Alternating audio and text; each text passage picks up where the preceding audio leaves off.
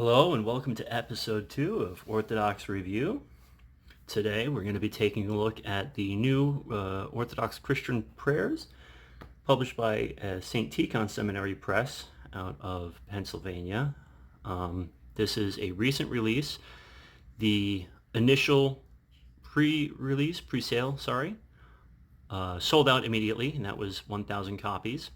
The second release, which came out shortly thereafter, another 1,000 copies, completely sold out. The third printing will be available at the beginning of December, and I'm assuming that'll be another 1,000 copies. I'm hoping they make more. These things are selling like hotcakes, and I know a few priests that plan on ordering them by the case. And you will know shortly why. These are amazing prayer books. Let's start with the background and history on this particular version of the book. It's actually a revision of the old paperback, which you can see here. It's got a few miles on it. This was actually my first Orthodox prayer book back in, check this out, 2012. At any rate, not only is it a revision of this book, but it takes into account two books that I don't have yet. So if you're looking for gift ideas, these are the ones to get. The old Svit book from St Tikhons, that's S-V-I-T. What it is, it's an English and Slavonic parallel text. I know Miss Vivian at church has one and uses it often. That was published in 1959. Also recently reprinted, believe last year. They do subsequent printings every year. It's still widely available, even through the St Tikhon website, which I'll be posting links below about that later. The other book it takes into account is the Manual for Orthodox Prayer. Now that was originally published in 1945. I had a copy of that, but I think I gave that one back to Father Peter. But that actually has been reprinted just this past year as well in a beautiful hardcover binding. So hopefully I can get my hands on one and show it to you guys and gals, brothers and sisters. So that being out of the way, let's get into the meat and potatoes of this delicious plate of spiritual food. I've gone over the editions. Now these are all new translations. Each of these prayers has been newly translated.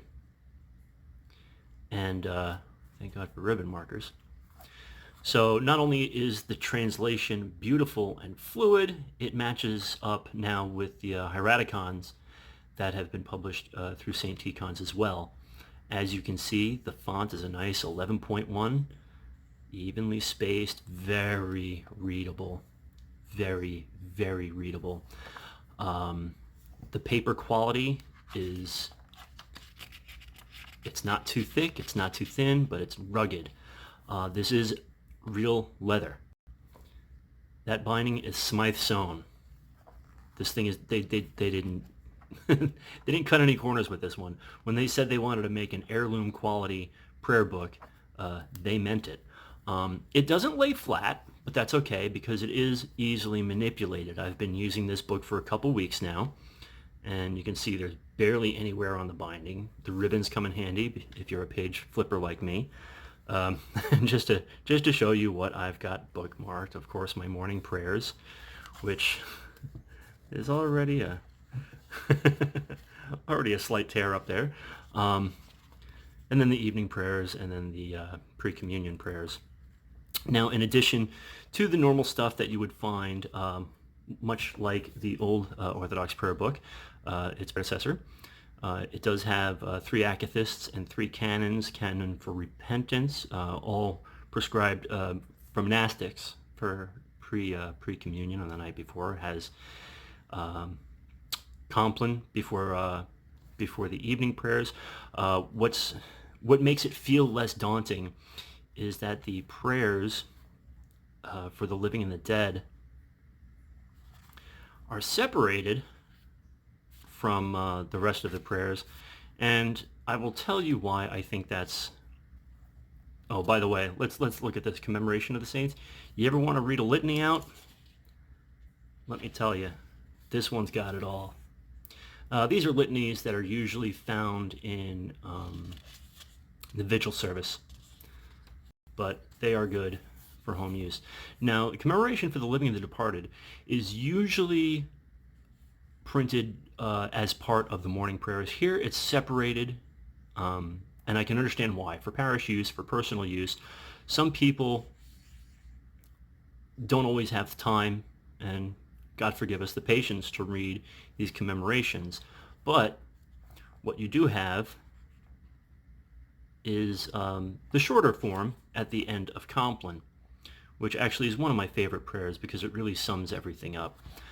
One thing I will say about this book, there are two prayers included here that were taken from the Jordanville Psalter on pages 111 and 116. They're just short prayers. And I'll show them to you real quick. So you're looking at Against the Passions and Spirits of Darkness. So the issue I have with this translation is that it doesn't use any known translation of the Psalms.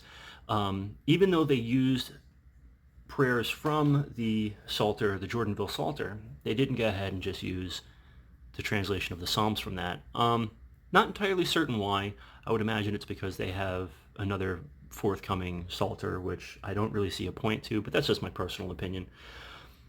What I will say, though, is that the translation, and we'll show you Psalm 50 right quick because that seems to be the go-to for everyone, is actually a really good translation. It's similar enough to pretty much every other translation out there that even if they don't release a Psalter with these translations in them, they'll be easy to read because they draw so much from all the other existing translations. Of course, you've got the Manaean, you have the Paschal calendar. I'll go ahead and show you the table of contents real quick just so you can kind of get an idea of what's in here. The prayers for various needs and occasions is pretty extensive, actually. It's separated into sections. And what you'll find in there also is something that you'll be seeing more in prayer books in the coming years. The first time I saw something along these lines were in the Ancient Faith prayer book, but it's an extended prayer for before the use of the internet, which I didn't even read before posting this. So forgive me for that. But it's, wow, just wow. I wish you could smell this thing because it smells great. Anyway, when stacked up against other prayer books, it used to be that, you know, within the Orthosphere online, the hardback Jordanville was the go-to for people, and I'm confident in saying that this, I believe, if they can keep up with printing, will be the standard for at least Orthodox converts outside of ROCOR. But I tell you what, let's talk about this book. Hit me up in the comments below or message me. And I'm happy to discuss more about the book with you. Oh, and here's something worth noting. Now, like I said, Smythe sewn, burgundy leather, built to last, heirloom quality, retails at $19.95. I don't know how they printed this book so cheap with such quality, but by God, they did it. So there will be a link to the press below, so you can order your own copy for the coming Christmas season, and hopefully we'll have some discussion about this. And I look forward to coming back to you with another book tomorrow. I guess I got to do the shilling now, so let's thumbs up and subscribe and all that mess.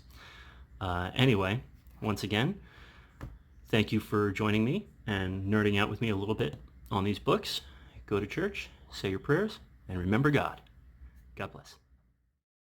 Lord have mercy, Lord have mercy, Lord have mercy.